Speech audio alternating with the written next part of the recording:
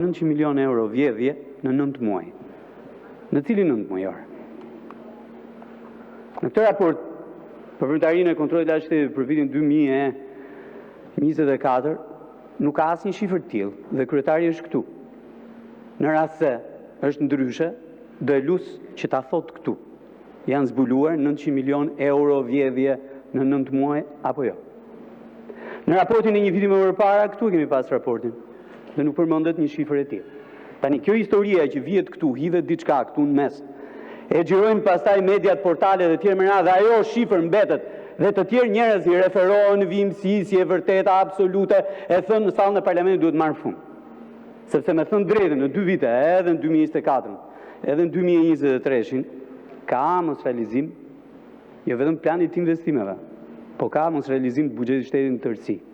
Dhe të thuash, në një vit, në 9 muaj, 900 milion euro, kur të paktën vetëm investime kapitale, janë përdorur 400 milion, kjo të bën të mendosh për lajthitje ose për gënjeshtar patologjik. Kjo është e parë. E dyta gjë që u tha këtu, që SPAK-u ka refuzuar dhe nuk ka hetuar referimet të kontrollit të shtetit. Këtu e kemi kryetarin e kontrollit të shtetit, kishim në Komision të Ekonomisë. Në cilin rast referimet e kontrollit të shtetit nuk janë marrë në evidencë nga SPAK-u? Në asnjë rast, zero. Këtu është kryetari i kontrollit të shtetit, mund ta pyesni, mund t'i referojni, po prapë dhe të kthej një përgjigje këtu. Cilën dosje të referuar nga kontrolli i lartë i shtetit ka refuzuar SPAK-u ta hetojë? Përkundrazi, SPAK-u ka avancuar edhe mbi çdo institucion tjetër. Dhe e fundit gjë që dua të them, po patjetër, dhe unë kam shumë respekt për gjithë pararencit e zotit Shehu që është këtu në sallë.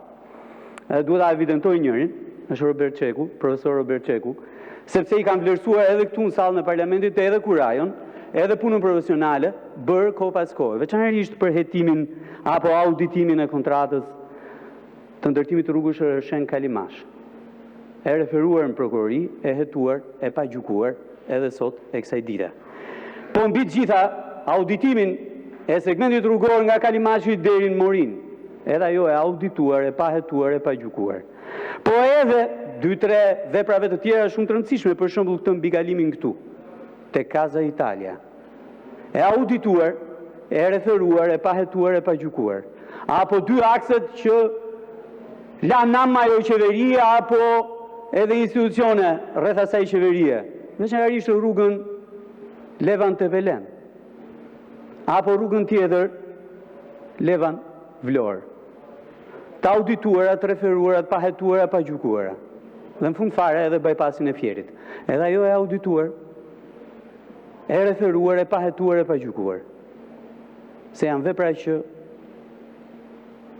mbi to ecim ne tani, po me thënë drejtën duhet i thrasim pak kujtesës se çfarë ka ndodhur në kohë të ndryshme në këtë vend dhe me çdo qeveri. Shikoni, vitin që shkoi në Komisionin e Ekonomisë dhe Financave u zhvillua një proces ashtu është i gjatë i analizës punës së kontrollit të lartë të shtetit dhe miru u bë. U la dhe një rezolut dhe unë do doja sot që të evidentoja faktin që kontrolli i lartë i shtetit në veprimtarinë e tij gjatë vitit 2024 vetëm ka përmbushur detyrimet kushtetuese dhe ligjore të tij dhe natyrisht meriton vlerësim për këtë gjë, po edhe gjithë rekomandimet që Komisioni i Ekonomisë dhe Financave në fillim dhe pastaj Kuvendi i Republikës së Shqipërisë lasi detyra për kontrollin e lartë të shtetit. Secila prej tyre është realizuar në masën e caktuar që linte koha e mjaftueshme, koha që mbeti për të përmbushur secilin prej tyre. Megjithatë, unë do doja që të referohesha në disa problematika që lidhen pikërisht me raportimin e kontrollit të lartë të shtetit për punën gjatë vitit që shkoi edhe që kanë të bëjnë edhe me institucionet publike. Sparje mbi të gjitha, do doja të flisja për një element shumë të rëndësishëm që ka të bëjë me shëndetin publik, edhe që i referohet drejt skemës së ilaçeve të rimbursueshme apo sistemit të rimbursimit të ilaçeve kryesisht për të moshuarit. Natyrisht, gjetjet e kontrollit të lartë të shtetit janë të rëndësishme sa i takon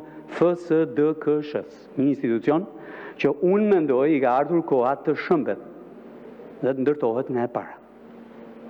Gjetja e kontrollit të lartë të shtetit që gjatë vitit të audituar për i tyre janë paguar ilaçe të rimbursueshme për njerëz të vdekur, është një element shumë i rëndësishëm që sjell vëmendje që skema është korruptuar. Gjetja e kontrollit të lartë të shtetit të një lidhjeje në këtë skemë midis mjekëve, duke përdorur pacientët, recetave të tyre, farmacive, depove farmaceutike, për brendet të caktuara të ilaçeve, natyrisht që është një gjetje shumë e rëndësishme që sjell në vëmendje pikërisht faktin që skema është korruptuar, duke bërë të pavlerë politikën e rimbursimit të ilaçeve të rimbursueshme. Tani ka ardhur momenti që kjo politikë të ndryshojë. Dhe të ndryshojë në mënyrë thelbësore me qëllim që vërtet njerëzit që janë nevojë të marrin ilaçe të rimbursuara 100%, dhe natyrisht ata që korruptojnë skemën mos jenë më pjesë e saj. Fjala bie. Në Komisionin e Ekonomisë solla një shembull të një depoje pronari të një depoje farmaceutike që hyn në burg dhe sa herë del nga burgu shton biznesin e tij. Operon përsëri në të njëjtin sektor, brenda skemës së ilaçeve të rimbursueshme. 2 ditë më përpara i njëjti person u vunën e tim, u arrestuan një mal me njerëz nga FSDKSH-ja ose u vunë në masa sigurimi një mal me njerëz nga FSDKSH-ja, po edhe nga biznesi privat, por kësaj radhe me ndryshim të vogël. U arrestua administratori. Në fakt parati merr pronari. Tani mos ka ardhur koha që ndryshimi i kësaj skeme shoqërohet edhe me faktin apo me masën e përjashtimit nga kjo strukturë të këtyre kompanive që korruptojnë skemën dhe marrin paratë atyre që janë vërtet realisht njerëz që duhet përfitojnë nga politika jonë e rimbursimit 100% barnave të domosdoshme për ta. Elementi i dytë po prap këtu lidhet me kontratat publike të partneritetit publik-privat. Janë në limitet të tyre, janë duke përfunduar dhe natyrisht ajo që sjell në evidencë, gjetjet që sjell në evidencë kontrolli i lartë i shtetit duhet të vlejnë për vendimarrjen e autoriteteve ekzekutive pikërisht për fundin e këtyre kontratave. Ajo që ne na ka interesuar vazhdimisht ka qenë shërbimi dhe ndërtimi i infrastrukturave domosdoshme që në fund kontratës duhet të shkonin apo duhet i shkojnë infrastrukturave publike të shërbimit që kryhet sot nga privati përmes kontratave partneritetit publik-privat. Tani, është një koncesion që me thënë drejtën apo një partneritet publik-privat vjen në evidencë nga kontrolli i lartë i shtetit vit për vit. Ai hemodializës që ka brenda saj edhe një trajektore, jo gjaku, po parash, që shkojnë nga një dorë në një dorë tjetër, si transferim aksionesh në fund fare, pagesa gjithmonë për shërbim të papaguar nga ana e buxhetit të shtetit. Ajo që kam kërkuar është që kontrolli i lartë i shtetit ta auditojë plotësisht kontratat e partneritetit publik-privat në sektorin e shëndetësisë, të cilët janë në limitet afateve të tyre me qëllim që ndihmojë vendimarrësit për të marrë një vendim të qartë për vijimin ose jo të atyre kontratave dhe për vijimin e shërbimit publik që sot ofrohet nga privati. Në krahun tjetër, shqetësim shumë i madh është ligjshmëria në fushën e të ardhurave. Dhe kontrolli i lartë i shtetit për disa vite rresht sjell në vëmendje 2 elemente shumë të rëndësishëm. E para mbi të gjitha, klientelizmin që funksionon ende në dogana, veçanërisht në vlerësimin apo në metodat për vlerësimin e transaksioneve.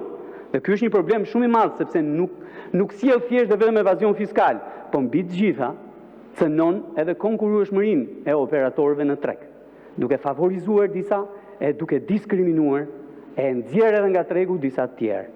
E njëjta gjë vlen edhe për tatimet. Si gjetje e kontrollit të lartë shtetit, por ajo që vjen në evidencë ka të bëjë me borxhin, sepse do të kemi një ligj pas disa ditësh këtu e që do ta diskutojmë.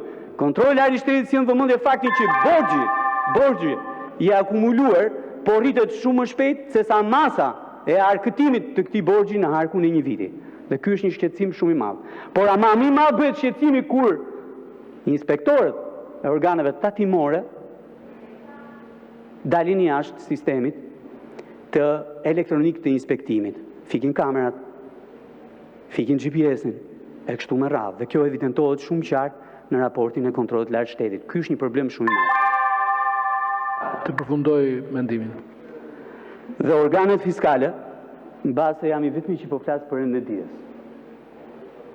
Dhe organet fiskale e kanë këtë qasje dhe e kanë këtë sjellje, që sillen egër, fort, shumë fort me të doptin dhe natyrisht mungojnë në kontrolle në 2 drejtoritë më të rëndësishme, thuhet në raportin e kontrollit të lartë shtetit. Edhe në drejtorinë e tatim paguzëve të mëdhenj, edhe në drejtorinë e Tiranës. Dhe për t'ja u materializuar, nuk kam se si mos ta sillja në vëmendje pikërisht këta konstatime apo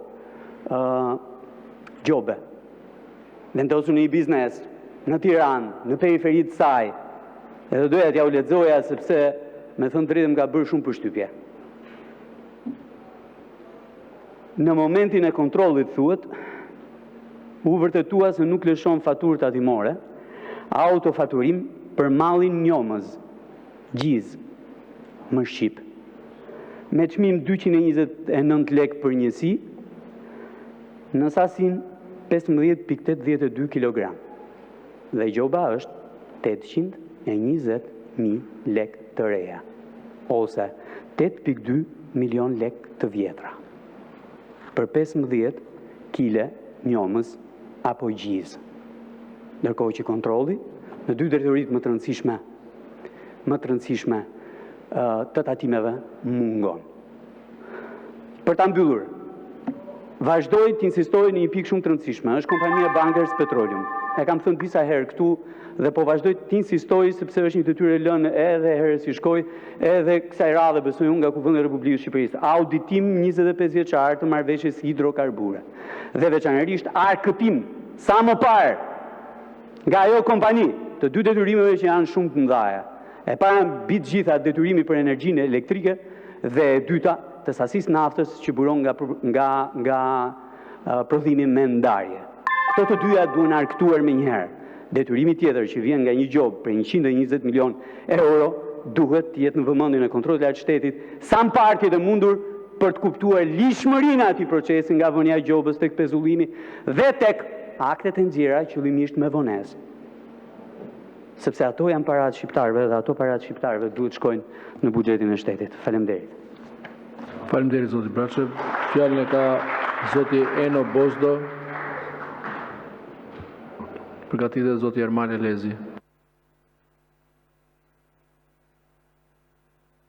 Zoti Bozdo 9 minuta.